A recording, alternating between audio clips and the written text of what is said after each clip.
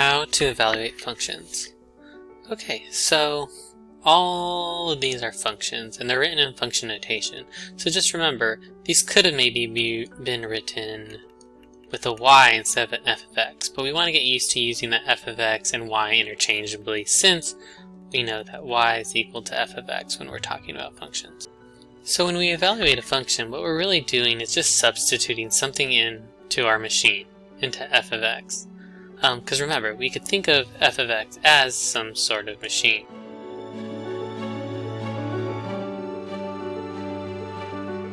So when we drop an x into this machine, it goes through the f of x machine and it comes out negative 2x plus 7. So we could drop really anything into this machine. For example, what happens if I find f of star? I'm dropping a star into this machine. Well, all the machine will do is every time it sees an x, it'll replace it with a star, and that's our answer.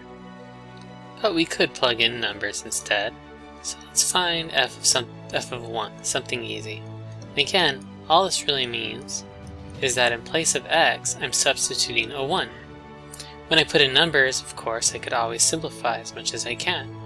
So here, negative 2 times 1 is negative 2 plus 7. And finally, negative 2 plus 7 gives me a positive 5. So we have f of 1 is equal to 5. And what that means is that we have an ordered pair, that when we plug in an x from our domain, we get a 5 from our range. So these essentially mean the same thing. Let's try evaluating the next function. Let's again start with something easy like a 1. So every place I see an x, I'm going to replace it with a 1. I often like to use parentheses just to kind of say where exactly am I plopping in the number that I'm substituting for x. But you don't have to do that. So this will give me 1 squared is 1 plus 2, 1 over 3, and we see that f of 1 for this function is equal to 3, which represents an ordered pair 1, comma 1/3. Great.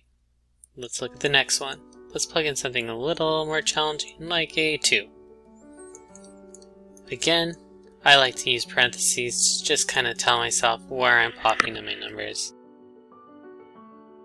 And now I can just go ahead and pop the number in. 2, 2. Great.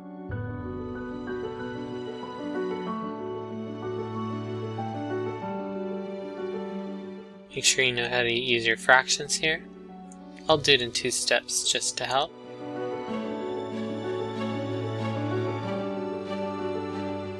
And making sure that you know how to use work with integers. And we see that f of 2 is negative 9, which corresponds to 2, negative 9. Lastly, I just want to show that we could really plug in not just a number, but a whole kind of equation itself, whole expression. So looking at this one again, I'm going to evaluate f of x plus 1. So again, I like to just use parentheses to kind of say where I'm going to plop something in. And instead of just one number or one star, it's everything that's kind of plopped inside the function machine. And then we just follow our rules for distribution.